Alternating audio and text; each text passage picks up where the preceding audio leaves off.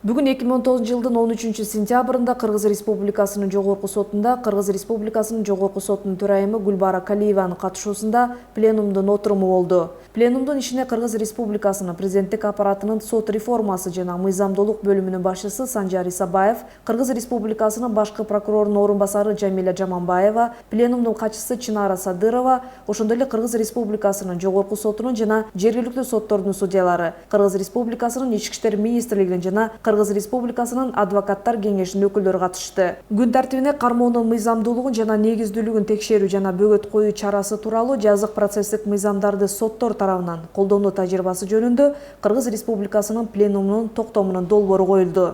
Кыргыз Республикасынын Жогорку сотунун судьясы баяндамачы Аскат Сыдыков кармоонун мыйзамдуулугун жана негиздүүлүгүн текшерүүгө байланыштуу жазык процесстик мыйзамдарын туура жана бирдей колдонууну камсыз кылууну жана бөгөт коюу чарасын колдонууда келип чыккан маселелерди чечүү максатында аталган токтомдун долбоору сунушталып жаткандыгын билдирди. Анын айтымында, тергөө судьясы тарабынан бөгөт коюу чарасынын камакка алуу түрүн колдонуп, ошондой эле издөө жарыяланган айыпталуучуга карата бөгөт коюу чарасын камакка алуу түрүнө өзгөртүлүп, кийин ал кармалган учурда кармоонун мыйзамдуулугу жана негиздүүлүгү текшерилбейт. Анткени аны өзгөртүү соттук актынын негизинде жүргүзүлгөндүгүн соттор эске алууга тийиш экендигин айтты.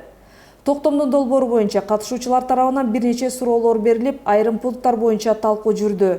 Жыйынтыгында токтом долбоорунун негизинен кабыл алуу сунушталып, токтом бир добуштан кабыл алынды. Ошону менен бирге токтомдун долбоорунун кыргызча жана орусча варианттарында айырмачылыктар болгондугуна байланыштуу редакциялык кеңеш түзүү сунушталып, анын мүчөлүгүнө Кыргыз Республикасынын Жогорку сотунун судьялары Осмоналиев, Жумашев, Эсенканов бир добуштан шайланышты.